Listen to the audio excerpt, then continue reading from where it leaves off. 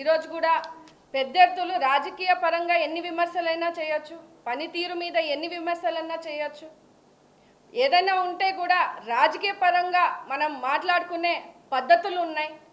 కానీ వ్యక్తిగత హేళన చేస్తూ ఈరోజు అనితమ్మ గారిని ఆవిడ మేకప్ గురించి కానీ వస్త్రధార గురించి కానీ ఈరోజు ఆయన మాట్లాడిన మాటలు చూస్తుంటే ఎంత జుగుప్సాకరంగా ఉన్నటువంటి పరిస్థితి.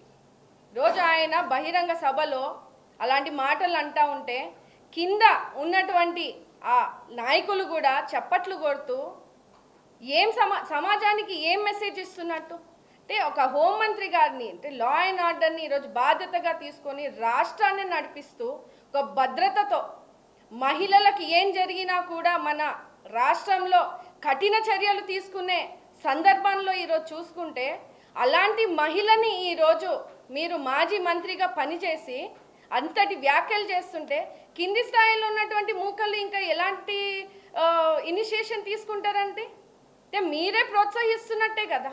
మీరు ఒక ఇన్ఫ్లుయెన్షియల్ పొజిషన్లో ఉండి ఒక పార్టీలో ఒక మాజీ మంత్రిగా పనిచేసి సమాజానికి ఏం మెసేజ్ ఇస్తున్నట్టు. ఇప్పుడున్నటువంటి జనరేషన్లో ఈ సోషల్ మీడియా డిజిటల్ ఎరాలో ఎంత ఇబ్బందులు పడుతున్నటువంటి పరిస్థితులు. మాలాంటి మహిళలు ఈరోజు రాజకీయాల్లో రాగలుగుతున్నాము వస్తున్నాము అంటే ఈరోజు ఎంత ధైర్యాన్ని అందిపుచ్చుకొని ముందుకు రాణించాలి. అన్ని రంగాల్లోనూ కూడా మహిళలు ముందంజలో ఉన్నారు. రాజకీయ రంగాల్లోనూ కూడా ఖచ్చితంగా మనం అంటూ ఒక మార్క్ వేయాలి. పాలసీ మేకింగ్ డెసిషన్ మేకింగ్లో ముందంజలో ఉండాలని ఈరోజు పెద్ద ఎత్తున మహిళా లోకంలో ఉన్నటువంటి మహిళలందరూ కూడా ఒక లీడర్షిప్ స్కిల్స్తో ఈరోజు ముందుకు వచ్చి సమాజానికి పనిచేస్తూ ఉన్నాం. దీన్ని నిరసనగా మేము కూడా చెప్తున్నాం. మొన్న మా Telugu Desam party working president Nara Lokesh గారు 33% రిజర్వేషన్ని ఈరోజు మహిళలకు కలిగించి రాజకీయాల్లో కూడా మహిళలు రావాలి, వాళ్ళకు కూడా బాటలు వేయాలి, వాళ్ళకు కూడా దిశానిర్దేశం ఇవ్వాలి.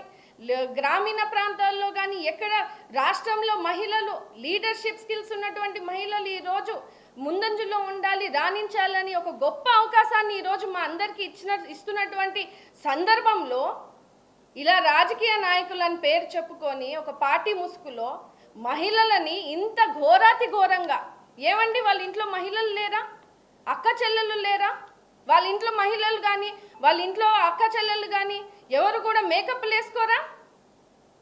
ఏంటండి మేకప్ల గురించి మాట్లాడేది, వ్యక్తిగత హననం చేసేది? అంటే ఆడపిల్లలు అందంగా కనిపించకూడదా? ఇష్టం ఎవరి ఇష్టం వాళ్ళది. మా ఇష్టంగా మేము అలంకరణ చేసుకుంటాం, సమాజంలో పని చేయడానికి ముందుకు వస్తున్నాం. పనితీరు మీద ఏదైనా ఇబ్బందిగా ఉంటే తప్పులు ఉంటే దయచేసి ప్రశ్నించండి. పనితీరును వదులు పక్కన పెట్టి అనిత గారు ఈరోజు ఏ స్థాయి నుంచి ఏ స్థాయికి వచ్చారని కూడా మీలాంటి పనులు చేయలేదు అనే వ్యాఖ్యను కూడా నిజంగా చూస్తుంటే ఆయన ఉద్దేశపూర్వకంగా ఎలాంటి ప్రచారానికి ఆయన స్టార్ట్ చేశారనేది మనం ఈరోజు చూడాలి.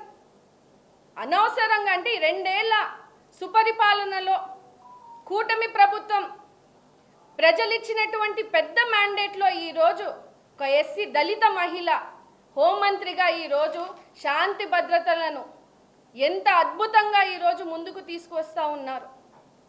పోలీస్ డిపార్ట్మెంట్లో కూడా ఒక గౌరవాన్ని తీసుకొచ్చినటువంటి వ్యక్తి. అలాంటి వ్యక్తిని ఈరోజు కించపరిచే విధంగా అంటే ఆత్మగౌరవాన్ని చంపితే రాజకీయాలు వదిలేసి వెళ్ళిపోయే విధంగా మాట్లాడాలని అనుకున్నారు మీరు.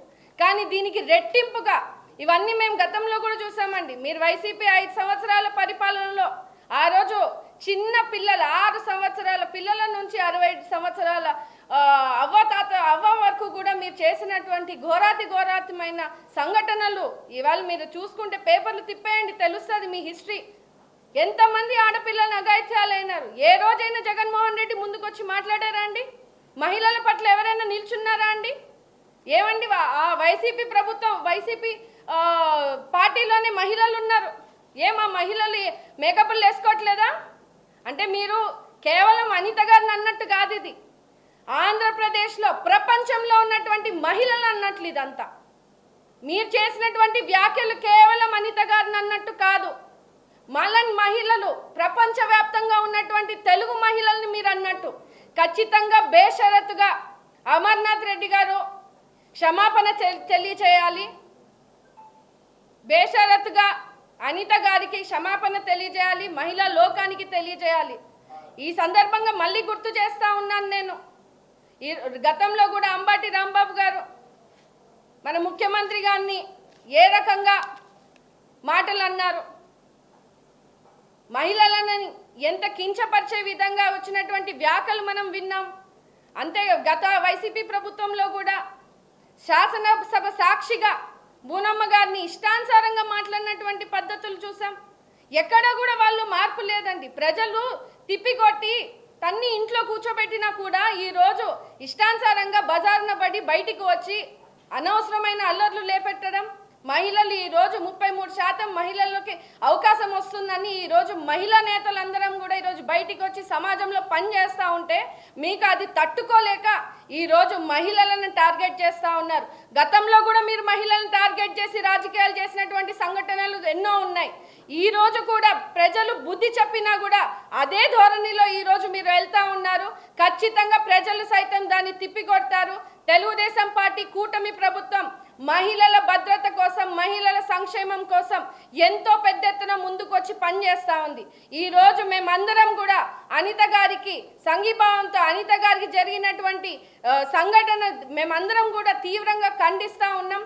విమెన్ కమిషన్ నుంచి కూడా ఖచ్చితంగా మేమందరం కూడా కంప్లైంట్ పెట్టిస్తూ ఉన్నాము. ఖచ్చితంగా కఠిన చర్యలు తీసుకునే విధంగా కూడా మేమందరం కూడా పోరాడతామని కూడా తెలియజేస్తూ జగన్మోహన్ రెడ్డి గారికి ఒకటే తెలియజేస్తా ఉన్నాను. ఈరోజు రాష్ట్రం అభివృద్ధి పదంగా ముందుకు వెళ్తూ ఉంది. మహిళా సాధికారతను అద్భుతంగా ఈరోజు మా నాయకుడు ముఖ్యమంత్రి నారా చంద్రబాబు నాయుడు గారు, లోకేష్ గారు, పవన్ కళ్యాణ్ గారు సమపాలికంగా ఈరోజు మహిళా అభివృద్ధి కోసం, సాధికారత కోసం ముందుకు తీసుకెళ్లే పరిస్థితిని ఈరోజు మనము రాష్ట్రంలో చూస్తూ ఉన్నాం. దీన్ని మీరు తట్టుకోలేక రాజకీయ ఉనికి చాటుకునేందుకు ఈరోజు ప్రతి జిల్లాలోనూ కూడా ఇలాంటి ఇష్టానుసారంగా ప్రోగ్రాములను క్రియేట్ చేస్తూ మహిళలను టార్గెట్ చేస్తూ మీరు మాట్లాడిస్తున్నటువంటి పద్ధతులు మానుకోవాలని తెలియజేస్తూ, ఇదే సందర్భంలో ఒక వైఎస్ఆర్సీపీలో ఉన్నటువంటి మాజీ మంత్రి మహిళనే సవితమ్మ గారి మీద వేసినటువంటి వ్యాఖ్యలు కూడా మేము తీవ్రంగా ఖండిస్తూ ఉన్నాం. మొన్న చూసుకుంటే ఒకరి మించి ఒకరు అంటే మహిళలని అగౌరవపరిచే పార్టీని మేము కేవలం వైఎస్ఆర్సీపీలోనే చూస్తూ ఉన్నాం. మీలాగా ఎలా మహిళలను కూడా కించపరిచే విధంగా ఒక మహిళా లీడర్లను తయారవుతా ఉన్నారంటే చాలా